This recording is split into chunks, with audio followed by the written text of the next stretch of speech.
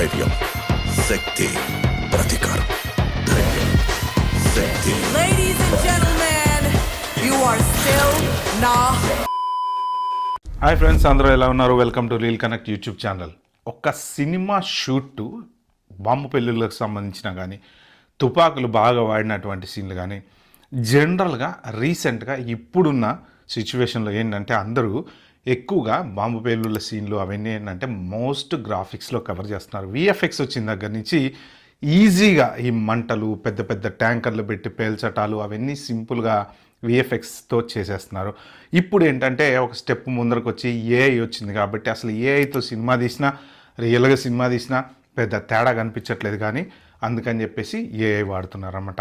కానీ కొంతమంది డైరెక్టర్లు ఉంటారు, వాళ్ళు ఏంటంటే రియలిస్టిక్ సీనే కావాలి, సినిమా చూసేవాడికి ఒక ఫీల్ కావాలి అనేటువంటి ఆలోచనతోటి ఎంత రిస్క్ అయినా తీసుకుందాం మనం అని చెప్పేసి అలాంటి సీన్లు రియలిస్టిక్గా షూట్ చేస్తాను అనమాట. అలాంటి సీన్లలో రీసెంట్గా ధురంధర్ 2లో క్లైమాక్స్ సీన్ మాత్రం చాలా రియలిస్టిక్గా బాంబు పేలుళ్ళ మధ్య 500 లీటర్ల పెట్రోల్ వాడి మరీ షూట్ చేశారట. దానికి సంబంధించిన మన ఫైట్ మాస్టర్లు వాళ్ళు వీళ్ళు పంచుకున్నటువంటి కొన్ని విషయాలు నేను మీకు ఈరోజు చెప్తా.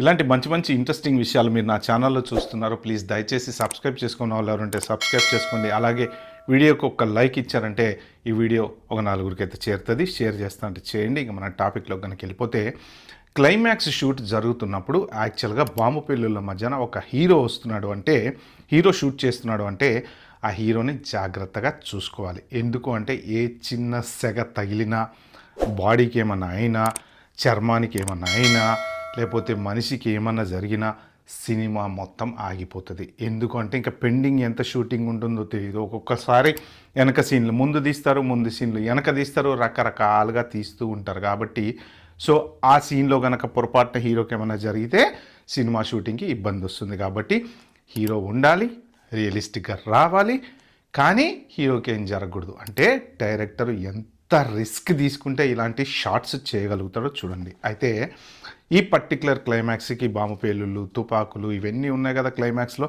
సో వాటన్నిటికీ ఒక 250 లీటర్ల పెట్రోల్ వాడి ఈ సినిమాని షూట్ కంప్లీట్ చేద్దామని చెప్పేసి అయితే స్టార్ట్ చేశారట. కానీ వాళ్ళు మొదలుపెట్టినప్పుడు వాళ్ళకి అర్థమైంది ఏంటి అంటే, ఈ ఎవరైతే ఫైట్ మాస్టర్లు వాళ్ళు వీళ్ళు ఉంటారో 250 లీటర్ల పెట్రోల్ అయితే ఖచ్చితంగా సరిపోదు, కానీ 500 లీటర్లు వాడాల్సి వస్తుంది అని చెప్పి చెప్పారట. వాళ్ళ రూల్ ప్రకారం ప్రొడక్షన్ టీం ఇచ్చినటువంటి 250 లీటర్స్ అంతకన్నా ఎక్కువైతే వాడటానికి లేదు అని చెప్పేసి, కానీ వీళ్ళు మాత్రం 500 లీటర్ల పెట్రోల్ వాడి ఆ బ్లాస్ట్లు అవి ప్లాన్ చేసి, అక్కడ మెయిన్ ఇబ్బంది ఏంటయ్యా అంటే హీరోకి, ఎందుకంటే పెట్రోల్ పోసినప్పుడు సెగ ఇలా వస్తుంది కదా, ఒక బ్లాస్ట్ జరిగినప్పుడు దాంట్లోంచి, లేకపోతే ఏదైనా జీప్ కాలిపోతుంది, లేకపోతే ఇంకొకటి కాలిపోతుంది, అది ఎక్కువసేపు కాలబెట్టాలి. వీళ్ళు అనుకున్న షాటు, ఫర్ ఎగ్జాంపుల్ ఒక సీన్లో ఒక జీబు కాలుతుంది అనుకోండి, మనకి ఒకే యాంగిల్లో కనిపించదు. అది ఆ జీబు కాలేటువంటి సీన్ వచ్చేసి వైడ్ యాంగిల్లో కనపడుతుంది, క్లోజప్లో కనపడుతుంది, హీరో ముందు నుంచి కనపడుతుంది, హీరో వెనక నుంచి కనపడుతుంది, ఏ రకంగా అయినా కనపడవచ్చు, టాప్ యాంగిల్లో కనపడవచ్చు. ఇన్ని రకాల యాంగిల్లో ఆ జీబు మంట మండుతూనే ఉంటుంది అనమాట. ఒక్క సెకండ్లో ఒక సీన్ వచ్చిపోతుంది, ముందు నుంచి, వెనక నుంచి, పక్క నుంచి, సైడ్ నుంచి, కానీ రకరకాల సీన్లు. కానీ ప్రతి సీన్లో కూడా అది సేమ్ అలాగే కనిపించాలి. అందుకని చెప్పేసి ఏంటంటే వాళ్ళు పెట్రోల్ పోసి దాన్ని ఇంకా కొంచెం మంట పెంచుతూ ఉంటారు. వీళ్ళు యాంగిల్ మార్చుకొని, అటు మార్చుకొని, ఇటు మార్చుకొని, ఇప్పుడు ఒక కెమెరా ఒక వైపు నుంచి మళ్ళీ ఇంకో వైపు పెట్టేలోపు ఆ మంటలు ఫస్ట్ సీన్లో ఏ హైట్లో ఎలాగైతే ఉన్నాయో అదే హైట్లో అంతే రావాలి. లేదు అంటే సీన్లో తేడా అర్థమైపోతుంది అనమాట. సో కొంతమంది డైరెక్టర్స్ ఏం కాదులే అన్నట్టు ఉండరు, స్పెసిఫిక్గా ఫస్ట్ సీన్కి మ్యాచ్ కావాల్సిందే అంటారనమాట. సో అందుకని చెప్పి ఇలా 250 లీటర్ల దగ్గర మొదలుపెట్టింది, 500 లీటర్ల వరకు వెళ్ళింది.